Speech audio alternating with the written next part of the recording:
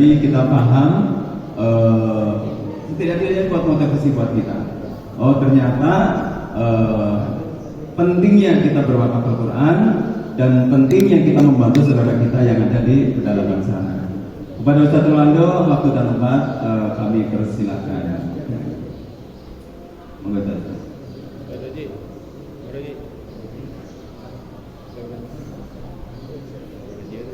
Cukup. Enggak perlu pakai basic ya?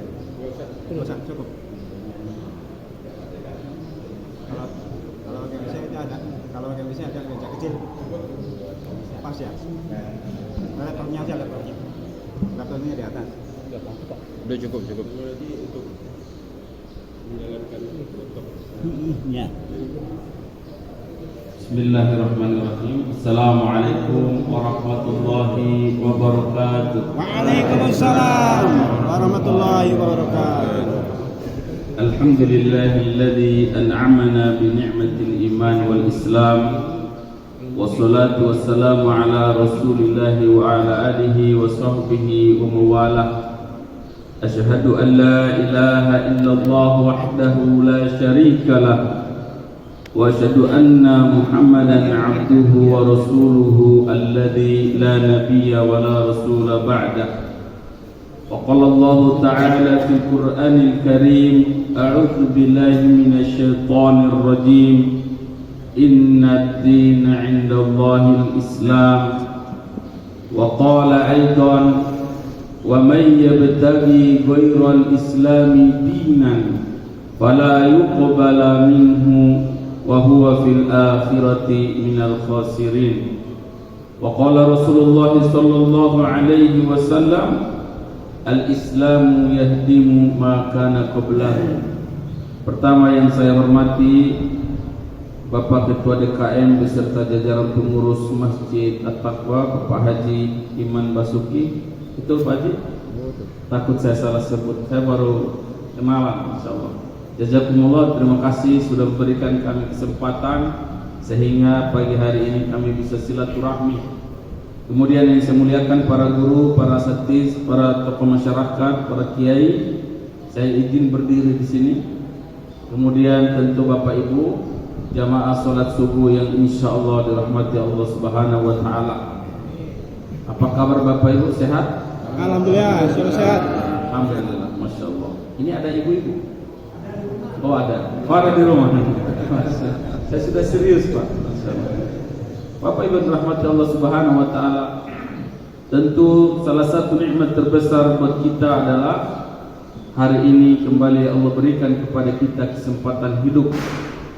Kemudian yang kedua, kita berada di atas agama Allah al-Islam. Kemudian yang ketiga, kita berada di bulan yang penuh dengan kemuliaan yang setahun hanya cuma sekali. Kemudian yang keempat, hari ini kita berada di hari Jumat. Wallahi Bapak Ibu, nikmat mana lagi yang mau kita dustakan? Begitu besar nikmat yang luar biasa. Ya, adapun setelah saya masuk Islam, nasihat dari guru saya, ya, setelah masuk Islam kata beliau bahwa kita yang hari ini kembali dihidupkan oleh Allah punya dua kesempatan. Kesempatan yang pertama yaitu kita harus bertobat dari semua dosa-dosa kita. Kenapa? Karena hari ini kita hidup. Adapun saudara-saudara yang kemarin hidup atau kemarinnya lagi tapi sudah habis waktu, sehingga mau tidak mau kemarin atau hari ini mereka harus tidur di kuburan sana. Mereka harus meninggalkan dunia ini. Dan kita hanya di atas agama Allah Islam ini, kita tahu bahwa apa yang akan terjadi terhadap diri kita di balik kuburan sana. Wallahi, hanya di Islam kita mendapatkan informasi bahwa di sana cuma ada dua pilihan. Di sana ada nikmat kubur atau azab kubur. Kita sudah menentukan dengan cara kita hidup hari ini. Maka Bapak Ibu yang dimuliakan Allah Subhanahu wa taala, tentu kita harus amanah dari umur yang Allah kasih, harta yang Allah kasih, kesempatan yang Allah kasih, kita harus jaga amanah-amanah ini semua. Kemudian yang kedua kata guru saya, karena hari ini kita hidup, maka amal ibadah, amal soleh kita harus lebih baik dari hari kemarin. Kalau kemarin kita baca Al-Quran cuma 5 ayat, hari ini harus 1 lembar. Kalau kemarin 1 lembar, hari ini 2 lembar. Wallahi tidak ada yang sia-sia. Kalau kita kemarin sedekah 10.000, hari ini 50.000. Ya. Karena kalau kita mati, ya itu yang kita bawa ke alam kubur sana. Dan hanya di Islam kita dapatkan itu. Bapak Ibu rahmat Allah Subhanahu wa taala, bahkan Rasulullah sallallahu alaihi wasallam sudah menyampaikan kepada kita bahwasanya kata beliau ya, dalam salah satu sabdanya, idza mata ibnu adama inqata'a amaluhu illa min thalathin, shadaqatin jariyatin aw ilmin yuntafa'u bih aw waladin sholihin yadullah. Saudara-saudara kita yang ada tidur di kuburan hari ini ya, coba 3 harapan mereka. Pertama, sedekah jariah. Dulu hidup ya, tanahnya diwakaf untuk masjid atau wakaf Al-Quran atau wakaf sumur dan lain sebagainya. Pahalanya wallahi terus mengalir untuk beliau-beliau di sana. Adapun kedua, mungkin pernah mengajarkan ilmu, maka ilmu-ilmu selalu diamalkan oleh saudara-saudaranya atau orang-orang mendapatkan manfaat, pahala mengalir. Adapun yang ketiga, anak yang soleh. Jujur Bapak Ibu, hari ini ya, tahun-tahun ini kita mencetak anak soleh lumayan berat. Ya, karena kita hidup di zaman modern yang dimana anak-anak kita semua ya, kebanyakan mereka sudah jauh dari Allah ya, bahkan tidak kenal Nabi Muhammad ya. Maka ini adalah satu kesedihan, kita harus ya jadikan beliau-beliau atau adik-adik anak-anak kita ini kan aset kita kalau kita mati ya, maka jadikan mereka amal jariah.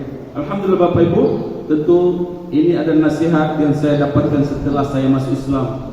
Saya tadi sampai sini Pak dari Bintaro saya ya, lumayan hampir 3:30 kurang saya berangkat ya, di jalan saya cari hampir 15 menit cari warung nggak ada, udah tutup semua. Ada 2 warung saya datang, nasinya habis.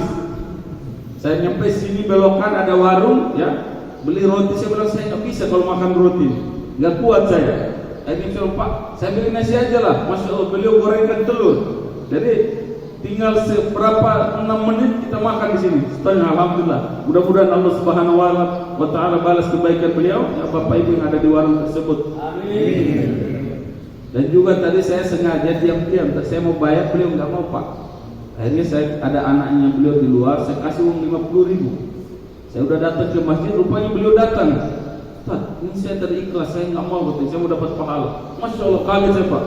Dan dibalik Pak, tadi saya kasih uang 50.000, rupanya uang saya jatuh hampir 300. Saya nggak tahu, saya tahu cuma dia datang ngasih uangnya banyak, kok jadi banyak uang ini. Tadi saya cuma kasih 50.000. Masya Allah, wallahi Bapak Ibu, ini akhlak yang mulia dan tentu mungkin ini jatah-jatahnya para mualaf ya. Jadi saya punya santri mualaf, ada yang baru setahun, ada yang 2 tahun ya.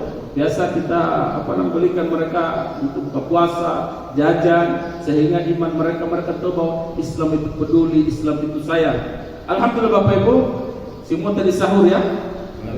Alhamdulillah, Masya Allah, nikmat luar biasa. Dan alhamdulillah Pak, saya tadi datang lihat masjid kita begitu megah ya, besar, bersih. Saya kalau safari dakwah ke NTT Timor Leste Pak ya, kalau pagi hari begini di NTT, saya mulanya dari Jakarta terbang ke NTT, dari NTT saya keliling ya, dari kampung-kampung sampai di tempat kampung saya Timor Leste sana. Kalau di kampung NTT beda-beda Pak, ada yang masjid dekat, mudah dijangkau. Kalau saya bergeser lagi di kampung lain, harus butuh waktu beberapa kilo, saya jalan kaki. Dan Bapak Ibu tahu, di sana mayoritas ya maksudnya Islamnya cuma sedikit, sehingga saudara-saudara kita di sana peliharaan anjingnya satu rumah bisa 3 ekor, 2 ekor. Jadi kalau saya pagi-pagi ke masjid, itu semuanya ribut Pak, ganggu saya anjing-anjing. Tapi orang sana udah tahu, oh ini kakak Orlando lagi pergi sholat. Ya, kalau di sini mungkin kalau ada ini kira maling ya, kalau di sana enggak. Kalau saya di sana mereka tahu, oh itu kakak Orlando pergi sholat. Alhamdulillah. Adapun saya kalau bergeser ke perbatasan Indonesia Timor Leste Bapak Ibu, kemarin saya harus sewa ojek Pak Ustaz. Ya, itu 1 jam saya perjalanan ke daerah yang saya mau kunjung. Di sana apa yang terjadi Bapak Ibu? Satu kampung tidak punya masjid, masjid itu hanya musola ya, terbuat dari alang-alang, daun-daun, atapnya sudah bolong. Kalau hujan kehujanan, kalau panas kepanasan. Tetapi apa yang terjadi Bapak Ibu?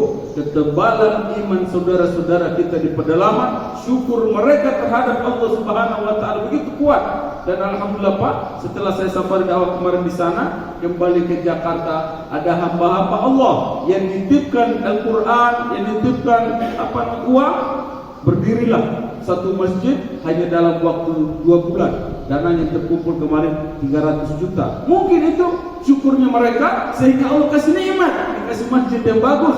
Alhamdulillah, karena di atas agama Allah cuma 2 pilihan kita. La in syakartum la azidanakum wa la in kafartum inna adzabi lasyadid. Masya Allah, kita sudah hafal rumus ini, ya. Tetapi dalam praktek kita, ya, kita harus ini juga, ya, harus pandai juga. Maka Bapak Ibu rahmati Allah Subhanahu wa taala, kita wajib bersyukur. Adapun sampai Timor Leste Bapak Ibu, ya, kemarin saya ceramah di masjid terbesar Timor Leste, namanya Masjid An-Nur di ibu kota negara Gili, ya. Orang sana tahunya saya Kristen dulu, ya. Rupanya saya di sana saya udah Islam.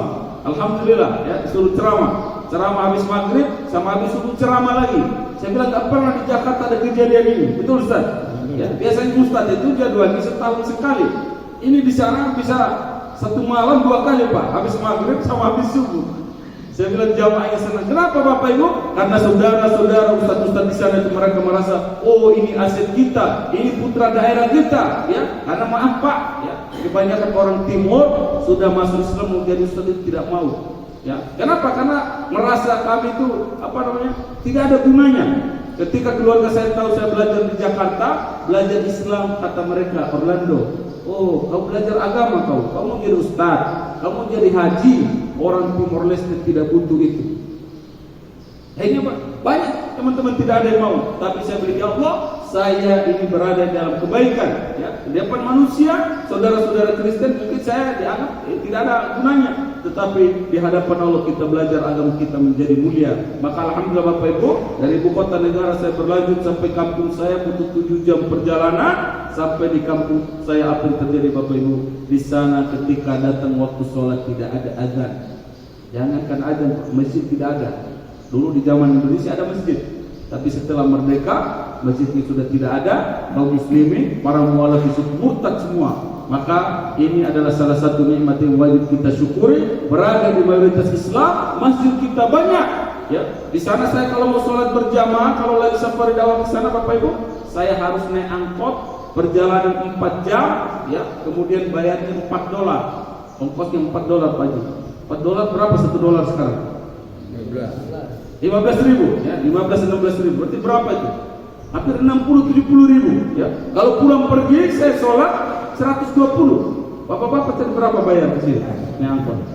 Gratis ya. Wallahi ini nikmat Bapak Ibu. Ketika datang waktu sholat, Allahu Akbar, Allahu Akbar. Di mana-mana ada azan.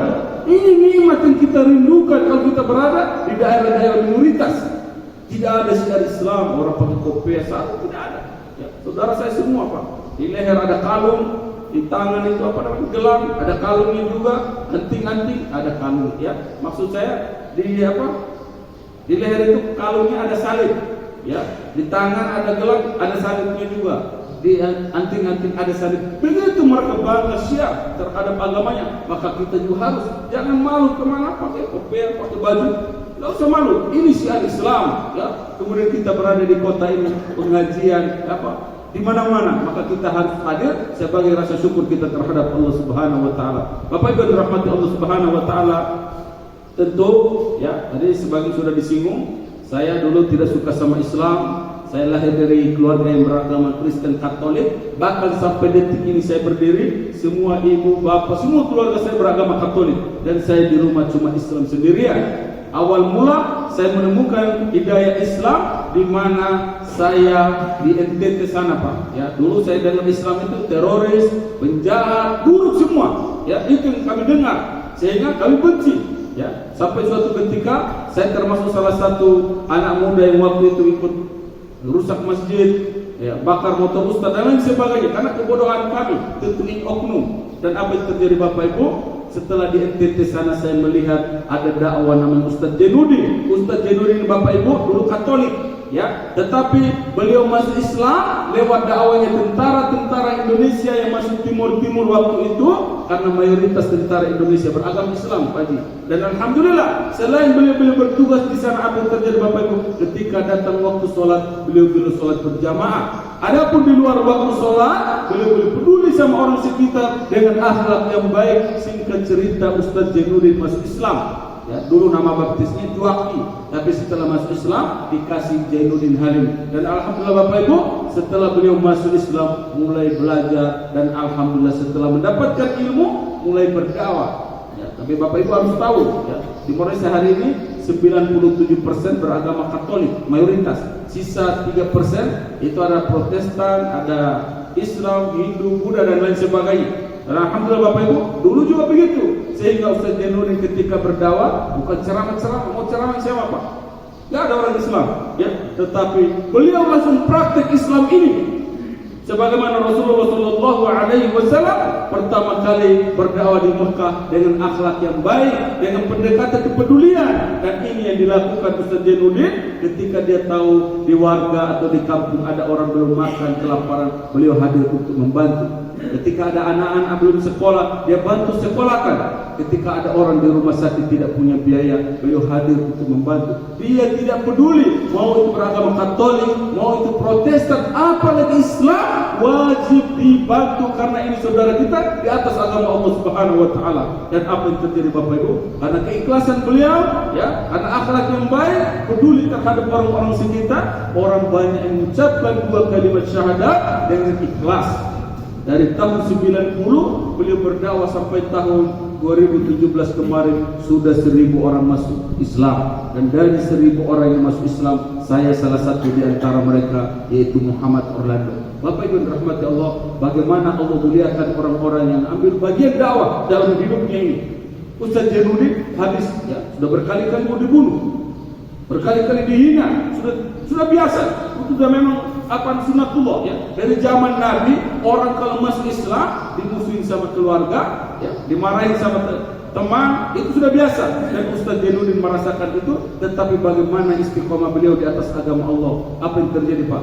Tahun 2017 kemarin ada hamba Allah di Jakarta punya harta lebih, dia kasih hadiah umroh untuk Ustaz Jainuddin. Alhamdulillah beliau datang ke Jakarta pergi umroh. Setelah pergi umroh 2 minggu kembali ke Jakarta lanjut ke NTT berdakwah, dan hampir setiap bulan orang masuk Islam. Dan tidak hanya itu Pak, di tahun yang sama tahun 2017 Allah kasih lebih besar hadiah itu.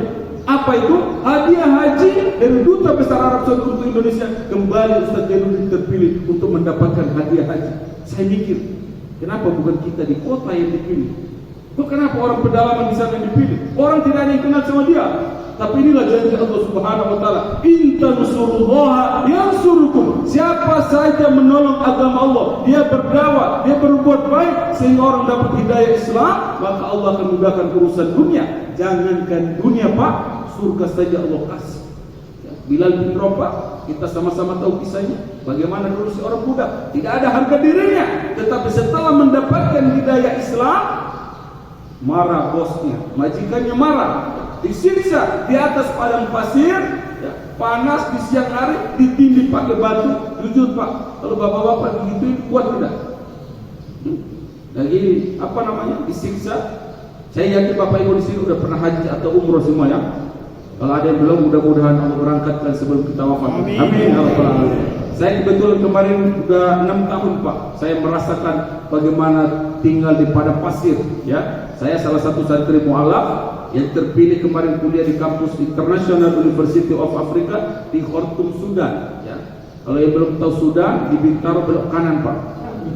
Bercanda ya, jangan terlalu serius. Alhamdulillah Bapak Ibu rahmati, itulah Allah Subhanahu wa taala muliakan Bilal bin Rabah, ya. Setelah banyaknya penderitaan, tetapi inilah Allah mau menguji sebesar mana, seserius apa keimanan Bilal bin Rabah ini. Akhirnya datang siapa?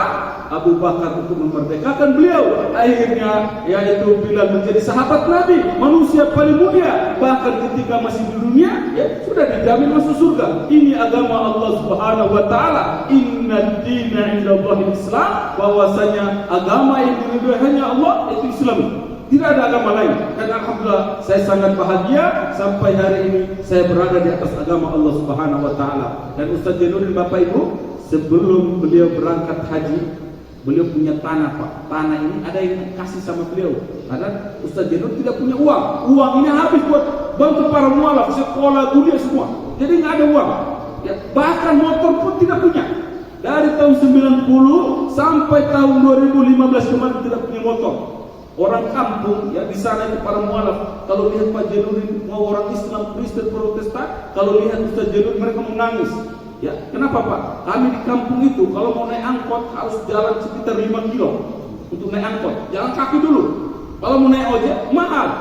Ya, harus jalan kaki.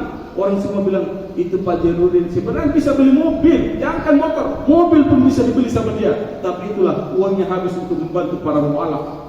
Dan apa yang terjadi Pak? Tanah yang dikasih ya, beliau dapatkan dari seorang hamba Allah ya. Orang itu kasih dengan niat, Ustaz ini tolong bangun rumah di sini. Ustaz kan tidak punya rumah, ini saya kasih tanah ya, silakan buat. Tapi apa yang terjadi Pak? Sebelum berangkat haji, tanahnya diwakafin sama beliau. Ustaz, saya ini sudah tua ya. Saya mau tanah ini saya wakafkan, tolong bangunkan yayasan madrasah agar para mualaf di kampung ini bisa belajar. Alhamdulillah sudah berdiri sebuah yayasan yang sangat cantik dan bagus. Dan setelah itu beliau berangkat haji, dan setelah nyampe tanah suci rangkaian ibadah haji selesai, Allah wafatkan beliau di sana, disolatkan kaum muslimin yang datang dari penjuru muka bumi ini. Mudah-mudahan Allah ampuni dosa-dosa beliau. Allah jadikan beliau ahli jannah. Bapak Ibu rahmati Allah Subhanahu wa taala. Saya kalau ingat beliau kita menangis karena kami para mualaf khusus dari timur, beliau adalah pahlawan kami. Tidak ada yang berani atau sayang sama para mualaf kecuali beliau ini. Totalitas beliau berjuang tidak main-main. Sehingga lahirlah para dai-dai muda yang dimana insyaallah mudah-mudahan dari kami inilah amal jariah untuk beliau diamal di kuburan sana. Bapak yang dirahmati Allah Subhanahu wa taala, maka mari kita sama-sama muhasabah diri kita di bulan Ramadan ini, di hari Jumat ini ya. Ramadan sisa 3 hari atau 4 hari, mari kita muhasabah diri kita sampai detik hari ini. Dan usia yang sudah Allah kasih, harta yang Allah titipkan, kenikmatan kita dapatkan, sudah berapa persen kita peduli terhadap dakwah Islam ini? Kenapa? Karena kita tahu bagaimana Rasulullah SAW berdakwah di Mekah selama 13 tahun, kemudian dilanjutkan di Madinah, habisin waktu, tenaga, usia, nyawa Islam untuk berdakwah sampai Islam kepada kita. Sekarang mari kita sama-sama tanya kita, apakah kita terima Islam gratis? Kita duduk-duduk saja, kita santai? Wallahi tidak Bapak Ibu. Kita harus ambil bagian dari semua amanah Allah kasih, kita peduli. Maka hadirnya BWI sangat cocok Bapak Ibu. Sebagai apa? Kita ambil bagian masing-masing. Dan alhamdulillah Pak, saya dari Timur-Timur datang ke NTT, di sana baru saya lihat, oh Islam itu tidak sesuai yang dulu saya dengar. Rupanya Islam itu indah. Setelah saya tinggal sama keluarga Ustaz Jainuddin, di sana saya lihat bahwa Islam adalah orang yang paling taat sama Allah, sehari 5 kali ibadah. Betul Pak? Betul. Tapi kadang saya lihat orang Islam cuma sekali ibadah, sholat maghrib doang. Harus seharusnya 5 kali Pak ya. Tapi ada orang Islam cuma 1 kali. Makanya kita mualaf kadang bingung, kok bisa dia tidak sholat? Ini korupsi sholat. Ini lebih bahaya daripada pejabat yang korupsi duit ya. Nah, kita harus luruskan, jangan sampai ada di keluarga kita yang tidak sholat, kita harus dakwakan mereka. Kemudian kedua, menurut saya Islam itu adalah orang yang paling bersih. Sehari dia wudu 5 kali, itu yang wajib. Belum sholat duha, sholat tahajud, itu. Makanya orang Islam cakep-cakep ya, wajahnya Masya Allah. Ada atar bekas wudu yang luar biasa ya. Bahkan sampai di hari kiamat sana itu menjadi tanda cahaya. Dan alhamdulillah Bapak Ibu, yang ketiga saya lihat orang Islam, orang yang paling taat sama Allah Subhanahu wa taala melalui menjaga rumah ibadahnya ya. Kami waktu itu Kristen, kami lihat orang Islam kenapa masuk masjid sendal sepatu dibuka ya. Kami mikir Pak, walaupun presiden pun dia kalau masuk masjid sendal sepatu dibuka. Atau ada tadi bapak-bapak pakai sendal sepatu sini? Tidak ada ya. Dulu kita Kristen kan ke gereja pakai sendal sepatu. Kita mikir kita kurang ngajar ini sama umat Tuhan Yesus. Datang pakai sendal sepatu, kita di jalan ya. Kita injak tai kotor apa? Tai ayam. Mungkin injak ya, masuk aja rumah Tuhan. Dosa kita ini. Jangankan rumah Tuhan, rumah kita Bapak Ibu kalau sudah perai tidak berani. Ya, kita mikir begitu. Akhirnya apa yang terjadi Bapak Ibu? Kemudian saya melihat orang Islam setelah pengajian, setelah sholat duduk bersama, saling menasehati, saling ngobrol. Ada yang kaya, ada yang miskin, ada yang hitam, ada yang putih. Rupanya duduk bersama. Rupanya di Islam ada satu rumus. Inna akramakum indallahi atqakum. Rupanya di Islam bahwasanya orang yang mulia di hadapan Allah bukan yang lain-lain, tetapi hanya orang yang bertakwa. Inilah hebatnya Islam. Masya Allah. Akhirnya saya mengucapkan asyhadu an la ilaha illallah wa asyhadu anna Muhammadar Rasulullah. Saya mengucapkan dua kalimat syahadat yang ikhlas, dan alhamdulillah Bapak Ibu, setelah saya masuk Islam, saya mendapatkan informasi dari guru saya. Kata beliau, Muhammad Orlando, nama saya dulu nama baptis Arnaldo Pinto, Pak. Ya, setelah saya masuk Islam dikasih Muhammad, ya, nama panggilan saya Orlando. Jadi Muhammad Orlando. Maaf ya Dek, bukan Ronaldo ya, Orlando. Agak mirip-mirip memang, karena kita jajahan Portugis. Jadi nama-nama orang Timor Leste memang nama-nama orang Portugal. Kayak bapak saya Gabriel Pinto. Ya, jadi Pinto semua. Adik saya Ishak Pinto. Nah, itu marga kami. Dan alhamdulillah Bapak Ibu, setelah saya masuk Islam dikasih nama Muhammad, kemudian kata guru saya Orlando, kamu harus dengar salah satu firman Allah, innamal mu'minuna ikhwah. Setelah kamu mengucapkan dua kalimat syahadat dari masuk Islam, yaitu kamu menjadi saudara penduduk bumi ini yang beragama Islam, menjadi saudara kamu. Allah mempersaudarakan kita. Alhamdulillah, terkhusus pagi ini bapak-bapak, adik-adik di sini menjadi saudara saya. Allah mempersaudarakan kita, maka kita harus saling mendukung, saling membantu dengan apa yang bisa. Kemudian kata Nabi, al-Islamu yahdimu ma kana qablahu, bahwa Islam ini menghapus dosa-dosa sebelumnya. Ya, dulu saya tadi cerita pernah bakar motor Ustaz sama teman-teman. Makanya saya kalau safari dakwah ke Timor Leste, Pak, orang sana bilang, kau kan dulu bakar motor Ustaz, lempar masjid kau, sekarang kau jadi pendeta orang Islam, katanya. Pendeta, Pak, mereka nggak tahu Ustaz, jadi tahunya pendeta. Apalagi saya pakai jubah seperti itu. Di sana pakai jubah itu harus pastor, ya, hormat. Ini saya pakai begitu, Pak. Paling keluarga saya itu sekarang gado-gado, ya, ada yang Protestan, ada yang apa? Ada yang kasikista, ada yang pastor, ada yang ustaz, ya. Jadi kita bersaing berdakwah, ya, saling ini. Kalau ada waktunya kita duduk, abang saya musuhin saya sampai belasan tahun gara-gara saya Islam. Mereka bilang, kau bikin malu saja kau. Ngapain kau masuk Islam? Teman saya sudah marah, ya. Kau masuk Islam, ntar kau makan lagi daging babi. Daging babi kan enak. Betul Pak, dulu enak, ya. Setelah masuk Islam, rupanya di Islam ada halal, ada haram. Dan babi termasuk haram, kami tidak makan, ya. Dulu setiap kaki empat kita makan, Pak, ya. Kecuali hari ini kaki kursi ini tidak bisa dimakan. Ini keras, ya. Kalau lembut kita makan juga. Masya Allah. Itu kan kata guru saya. Alhamdulillah Bapak Ibu rahmatullah subhanahu wa ta'ala. Kemudian guru saya bilang, Orlando, setelah kamu masuk Islam, tugas kamu yang pertama, kamu wajib menuntut ilmu. Dengan ilmu kamu tahu siapa Tuhan kamu sebenarnya, yaitu Allah Subhanahu wa taala, pencipta langit bumi, ya, menciptakan manusia pertama Adam dan menciptakan Yesus, yaitu Nabi Isa. Saya kaget, Pak. Rupanya Tuhan kami dulu manusia, ya. Setelah kita belajar, ya, harus dengan belajar orang tahu. Alhamdulillah. Kemudian dengan belajar saya tahu bagaimana keutamaan bulan Ramadan. Apalagi sekarang di akhir Ramadan, kita tahu di sana tawaran pahalanya begitu banyak. Kalau kita serius, Masya Allah, dosa-dosa kita juga akan dihapus yang lalu. Apalagi sekarang sisa 4 hari ini, mari kita manfaatkan dengan sebaik mungkin. Ada namanya malam Lailatul Qadar yang lebih baik daripada 1000 bulan atau 83 tahun. Ini luar biasa alam Allah Subhanahu wa taala. Bapak Ibu rahmatullah, akhirnya saya berangkat, Pak, sama teman-teman saya mualaf dari NTT sana, ya. Ustaz Januri kirim kami ke Jawa Timur naik kapal laut, belikan kami tiket berangkat. Karena keluarga sudah marah, teman-teman udah bully kita, ya, udah dibodoh-bodohin. Kau masuk Islam, nanti burung kau dipotong, katanya. Jujur Pak, takut Pak waktu itu. Kenapa orang Islam enggak? Orang Islam kok jahat, burung dipotong gimana? Ya, rupanya kata Ustaz, bukan dipotong itu, dibersihin, biar jadi bersih. Oh gitu Ustaz. Kita dengar dia bilang dipotong, kita takut ini habis, ya. Alhamdulillah Pak, akhirnya kami berangkat ke Jawa Timur. Setelah perjalanan 5 hari sampai di daerah Magetan. Ada yang dari Magetan? Jawa Timur? Enten? Oh, banyak ya? Masya Allah. Kalau ngomong Magetan Pak, seposok Jawa yang mana? Alhamdulillah Pak, 7 tahun saya hidup di sana sama teman-teman mualaf. Kami hampir 50 orang di sana kami belajar, ya. Tetapi tentu harapan kami tidak sesuai dengan apa yang kami lihat. Dulu kami lihat di TV pesantren itu tingkat, bagus, nyaman, makanannya ada. Sampai Jawa Timur Pak, di Magetan, di bawah kaki Gunung Lawu itu, daerah Pelausan. Apa yang terjadi Pak? Masya Allah, pesantren kita sangat sederhana, ya, bangunan tahun 80-an lah. Orang di situ, orang kampung yang belajar cuma 3 orang, orang Jawa, cuma 3 orang yang belajar di situ. Kita bilang, kenapa tidak ada orang yang belajar di sini? Ya sekolahnya kayak begini jelek, siapa yang mau di sini? Makannya juga, alhamdulillah, kadang 3 kali, kadang 2 kali, kadang sekali, kadang tidak ada makan. Ya, makanya waktu itu jangankan kalau udah urusan perut bapak ibu, jangankan mu'alaf, asli Islam pun bisa murtad, gara-gara perutnya lapar, betul bu? Betul pak?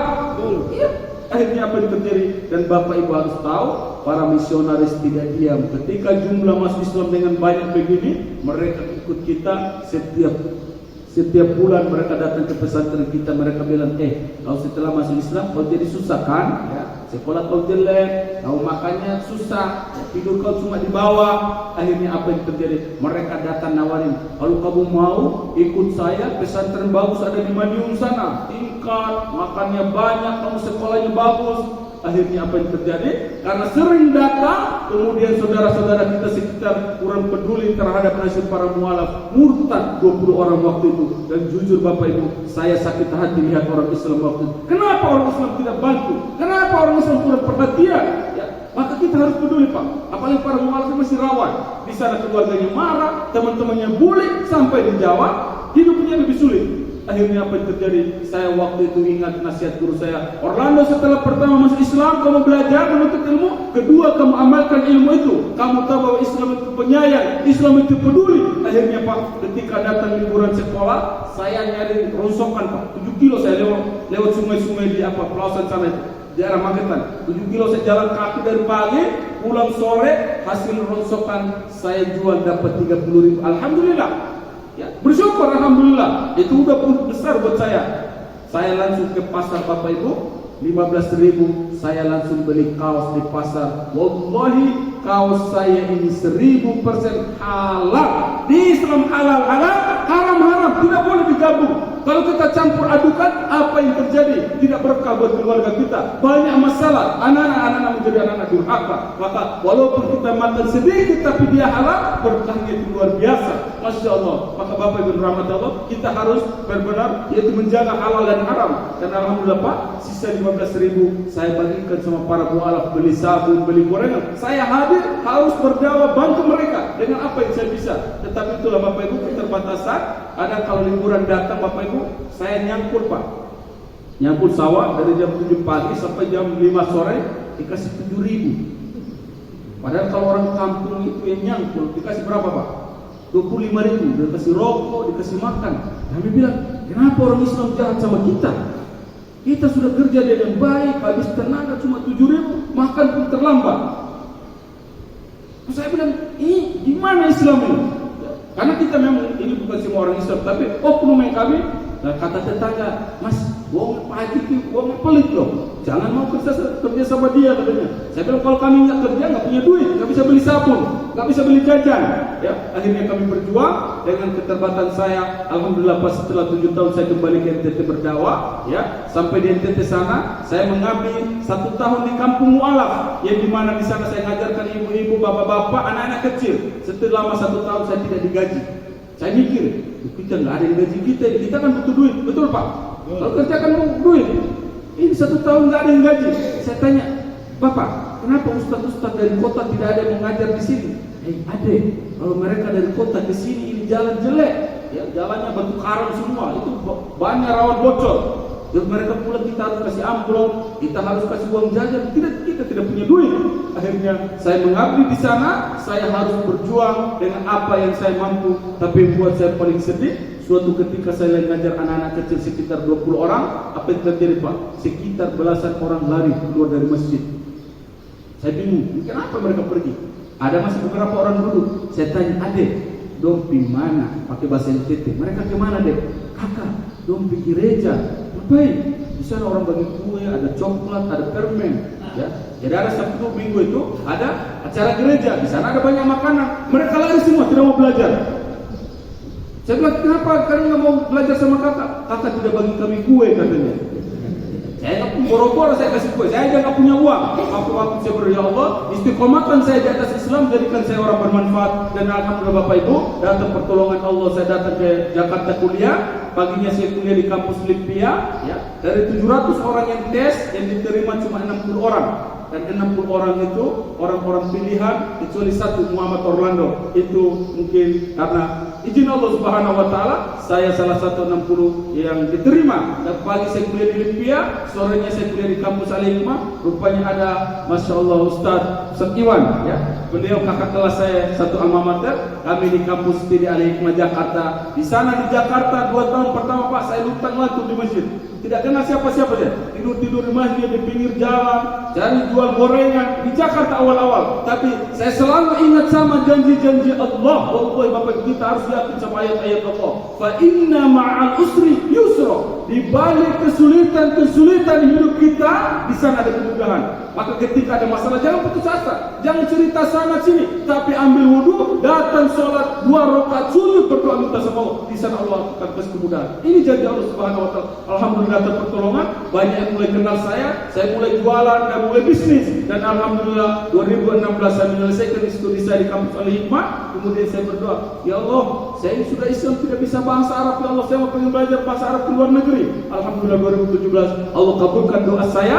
Saya salah satu santri mualaf yang terpilih kuliah di kampus International University Afrika di Khartoum, Sudan sana. Selama 6 tahun, alhamdulillah Pak, di sana pagi saya kuliah, sorenya saya ke kajian syekh ulama-ulama, malamnya saya buat tempe, ya. Di sini ada slide-nya. Biasa kalau tempat lain ada slide-nya, saya jual tempe Pak. Alhamdulillah, ya. Dari tempe ini sebulan saya bisa dapat $500 Pak, ya. $500 itu lumayan lah, sekitar 8 juta lah dari hasil jualan ini.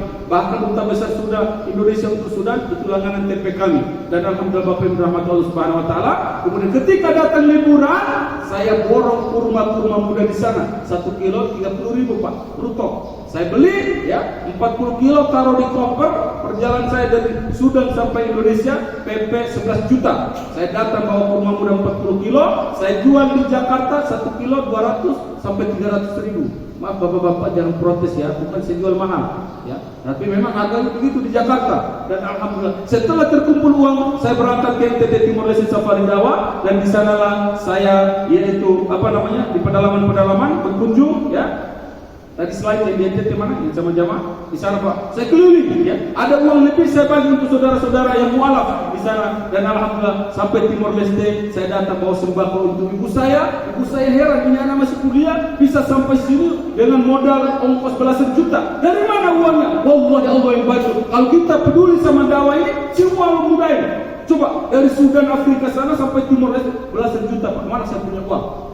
Tidak ada, saya bukan orang kaya, tapi Allah yang mudahkan karena kita niat pergi berbakti dan menyampaikan kalam kebenaran agama Allah. Dan sampai sini saya peluk ibu saya minta maaf mama, dulu Orlando sudah mati-mati, lempar rumah bikin malu orang sini semua tahu, semua keluarga saya nonton, mereka heran, kenapa ini anak jadi baik, kenapa jadi lembut, dia tidak lagi mabuk, tidak lagi bicara kasar, maki-maki, dan inilah yang diajarkan Islam. Alhamdulillah Bapak Ibu. Setelah saya pulang dari sana apa yang terjadi? Ya, tadi yang selain tadi mana yang santri? Dan alhamdulillah ini mereka ikut saya masuk Islam. Ini yang baru syahadat ini ada 3 orang. Ini akhwat ada 3 orang. Mereka telepon kakak, kami mau ikut kakak masuk Islam, boleh tidak? Dan alhamdulillah Pak, saya buat rumah yayasan rumah ngaji mualaf yang dimana saya peruntukkan sebagai wujud peduli saya terhadap dakwah Islam ini. Dan ini yang saya bisa Bapak Ibu. Dan alhamdulillah ya, mereka saya kirimkan 5 juta, mereka naik kapal laut ya. 4 hari sampai Jakarta. Setelah nyampe 1 hari kita diskusi, hari kedua saya syahadatkan. Dan dalam 1 bulan setiap sholat 5 waktu saya ajarin baca Iqra, ajarin perbandingan agama, akhlak. Mereka 1 bulan sudah bisa baca Al-Quran. Dan dalam waktu 1 tahun mereka sudah hafal 2 juz. Bapak Ibu sudah hafal berapa juz? Juz Al-Pukat atau juz Mangga? Masya Allah ya. Kita harus semangat ya, semangat. Dan kemarin Ramadan baru 9 hari awal mereka sudah hatam Al-Quran dari tilawat-tilawat mereka.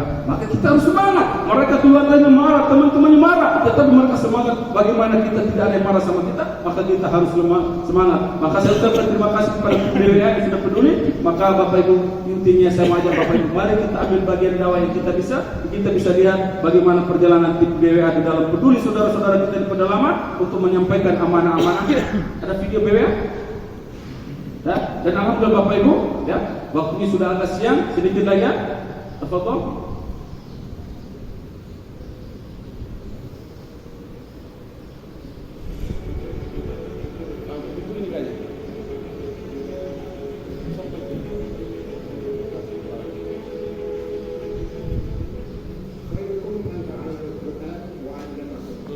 Sebaik-baik kalian adalah orang-orang yang belajar dan mengajarkannya. Saya tidak bayangkan di Al-Quran zakat ini di antara pulau terkecil di pelosok negeri kita ini. Namun semua resultan tersebut akan terbayar saat melihat kebahagiaan yang terpancar dari saudara-saudara kita yang menerima Al-Quran zakat ini.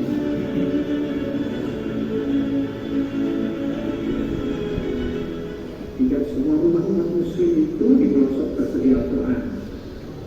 Ditambah lagi banyak Al-Quran yang keadaannya sudah rusak dan tidak layak digunakan di masjid-masjid pelosok negeri kita ini.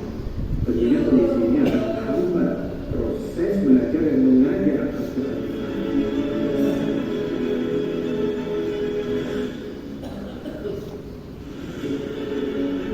Alat transportasi yang kita gunakan ini namanya moekim, naik di sini naik moek beserta Al-Quran yang akan kita gunakan di sana. Perjalanan kurang lebih selama 5 jam sampai 8 jam. Nanti kita akan berganti moek perjalanan jalur yang menuju ke Ibu Anda dengan longsor. Kenapa nggak mereka pikirkan untuk buat jalan, transportasi ke depan kan seperti itu. Lubang tanda ini terabaikan.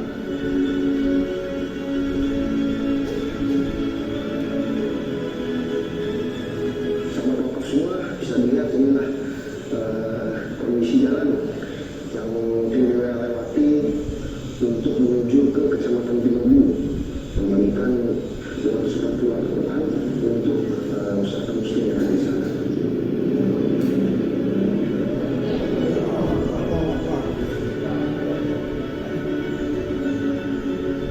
Hari ini kita melakukan perjalanan pertama dalam mendistribusikan Al-Quran wakaf BWA untuk Sulawesi Tenggara. Perjalanan ini menggunakan kapal dakwah nelayan NTT bertolak dari Adonara, dan titik pertama yang akan kita distribusikan yaitu di Pulau Batu Atas, Provinsi Sulawesi Tenggara. Jarak dari Adonara ke Pulau Batu Atas hampir 150 mil, ya, jadi kurang lebih 24 jam perjalanan. Kenapa Pulau Batu Atas yang didistribusi? Karena memang ini pulau terluar dari Provinsi Sulawesi Tenggara dan berdekatan dengan Provinsi Nusa Tenggara.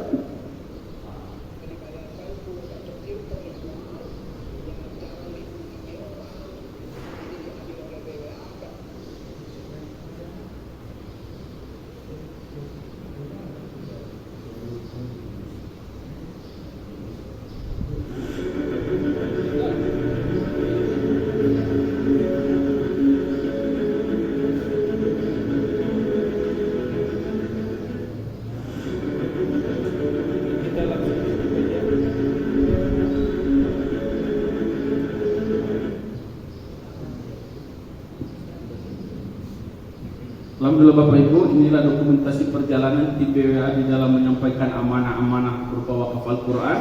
Ya, tadi saya sudah dengar bagaimana BWA sudah sering datang ke masjid ini. Tentu Bapak Ibu, ini adalah kesempatan yang dimana kita bisa membantu saudara-saudara kita di pedalaman. Ya, saya yakin Bapak Ibu tadi sudah lihat video ini, ya, sekilas bagaimana perjalanan ke sana agak sulit. Ya, jalannya jauh, rusak, pindah naik mobil, motor, kapal, dan lain sebagainya. Tentu kita harus bagi-bagi tugas dakwah ini dengan sesuai yang kita bisa, kita mampu. Saya bisa mencetak regenerasi dai, anak-anak mereka ikut saya masuk Islam, saya kuliahkan mereka, saya sekolahkan mereka di yayasan saya Rumah Ngaji Mu'alaf, ya. Dan kadang ketika datang ada rezeki lebih, saya kirimkan untuk keluarga mereka di sana sebagai peduli saya terhadap dakwah ini dan keluarga mereka. Kakak kenapa baik sama kami? Ya, sebenarnya inilah Islam mama. Islam itu baik, Islam itu sayang sama orang, peduli sama semua orang, bukan teroris Islam. Dan Bapak Ibu, di yayasan saya Rumah Ngaji Mu'alaf itu khusus para mu'alaf, ya. Tetapi ada banyak juga Kristen yang di situ. Jadi mereka itu Pak dari NTT datang sekolah di Jakarta, kerja di Jakarta, baru 1 bulan, 2 bulan nggak betah, mau pulang ke NTT, nggak punya duit. Teman-temannya Kristen di sini tidak ada yang peduli. Terus mereka ada yang bilang, oh di sana ada rumah ngaji mu'alaf, punya Ustaz Orlando, kakak kita orang Timor Leste. Ya kamu ke sana itu dibantu. Alhamdulillah Pak, mereka datang tinggal sama saya kasih makan, tinggal di situ. Ya, ada yang Ustaz 3 bulan, ada yang 4 bulan. Ya, mau perempuan mau laki-laki, cuma saya bilang peraturan.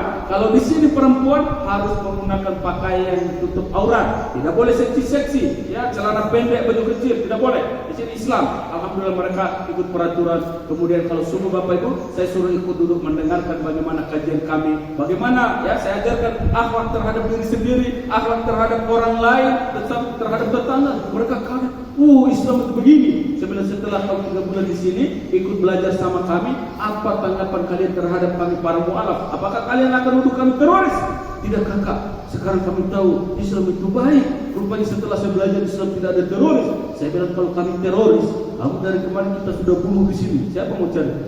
Betul Pak?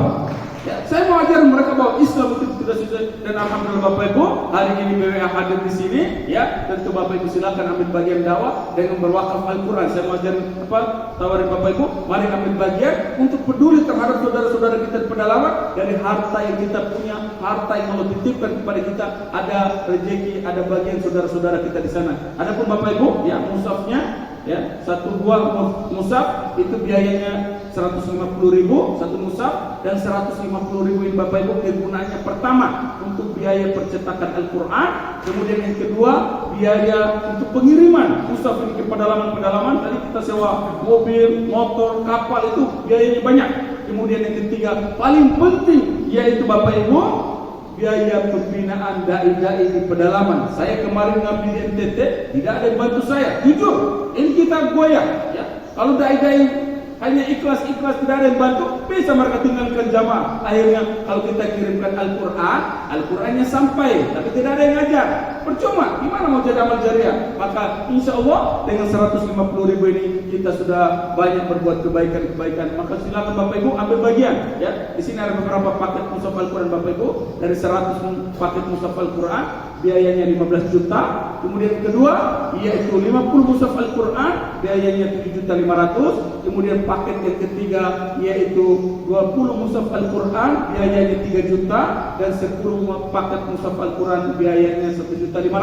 Adapun 5 mushaf, 5 Al-Quran, biayanya 750 dan 150. Silakan Bapak Ibu sesuai dengan kemampuan kita di bulan Ramadan yang setahun cuma sekali, sisa 3 hari lagi. Saya yakin BWA datang mungkin tahun depan lagi atau masih lama, ya. Maka Bapak Ibu, hari ini kita hari Jumat yang luar biasa, Masya Allah, ya, kita bersyukur kepada Allah. Mudah-mudahan kebaikan ini, pertama Bapak Ibu, wallahi kita harus ingat bahwa kita harus sama-sama berdakwah. Tidak bisa sendiri-sendiri, ya. Ini tanggung jawab kita sama-sama. Jangan saudara kita dakwah, kita tidak. Kita harus ambil bagian. Dan lebih penting ada saudara-saudara kita yang sudah tidur di kuburan sana, yang mereka juga mengharapkan pahala dari kita. Saudara masih hidup, mungkin beliau-beliau dulu hidup menjadi berjasa buat kita jadi sukses atau terbantu karena kebaikan mereka. Mari kita wakaf Al-Quran untuk diri kita, keluarga kita, sama saudara-saudara kita yang sudah wafat. Atau mungkin pernah saudara-saudara kita ini tinggalkan harta untuk kita, harta waris, maka kita kirimkan untuk mereka, ya, sehingga pahala jariah mengalir untuk saudara-saudara di alam kubur sebagai wasilah menuju surganya Allah Subhanahu wa taala.